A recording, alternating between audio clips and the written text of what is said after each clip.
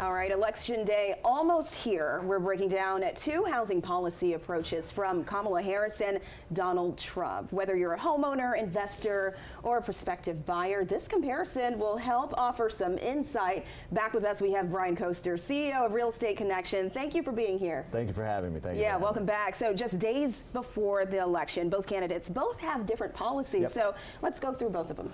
Well, first of all, on the housing market, right? So everyone talks about the national debt, right? So national debt's about $35 trillion. The U.S. housing market's about $50 trillion, which represents the largest asset class in the world. So housing policy is a huge deal for the government. The two candidates have rolled out policies that also include the government, but in distinctive ways. So Trump's focusing on deregulation, private sector involvement, the use of federal land, which is something that's done before, and we'll talk about a little bit. Where the Harris policy is focused on more government and regulation. They're proposing a rent cap, as well as some incentives for first-time home buyers, including a government grant and tax credits. Overall, it is government involvement. 98% of loans are backed by the government enterprises. Government is going to be involved. It's just to what extent, right? Okay. And so for voters, can you explain the potential impacts? Yeah, so ultimately, the federal government has been involved in the housing industry for quite some time. In the last 5 to 7 years, it has been hampered with a lot of regulations, right? So more regulations wouldn't be helpful, right? Right now, we need to spur economic activity. Both candidates put in a plan to do that, both with opportunity zones as well as with the use of federal land. It's just which way you're going to go in, through the side door or the front door. I mean, both are well-meaning, but there's also some things I think we could learn from the past. Yeah, so I want to talk about, so both candidates have been talking about different things. So, for example, Harris talking about the housing tax credit. Yep. Explain that.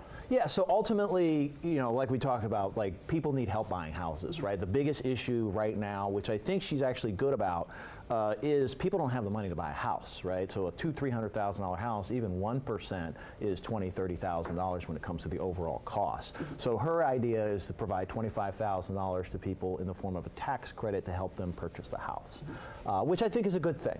And then on the Trump side, you know, he has the use of federal land, which has something that's been done in the past, and also is something that, you know, could help spur economic activity. So a large portion of the land in the United States is owned by the federal government, and they've converted like old Army bases, old parks into developments, and have been very successful. So through your years of experience, I mean, what policies actually work? Does anything, you know, strike you? Yeah, so the thing is, they know what levers to pull to spur economic activity, right?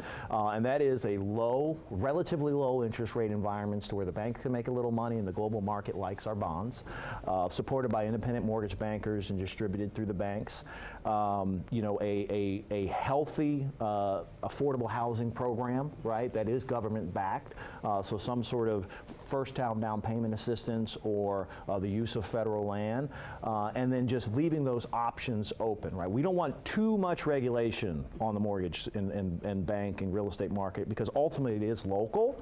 But if they can set the framework to allow the independent mortgage bankers to operate, allow the real estate companies to operate, they can do so very successfully. So just moderate interest rates, slight regulation, government involvement in opportunity zones, whether it's federal land or local land, and then, you know, Freedston on the zoning, and, you know, you got a home run for the housing market. Well, Brian Koster, thank you so much for, you know, giving voters, you know, that information that they need. Ultimately, both candidates put out a pretty good policy. Okay. So. All right. All right. Well, Brian Koster, CEO of Real Estate Connection, thank you so much for being with us again. Absolutely.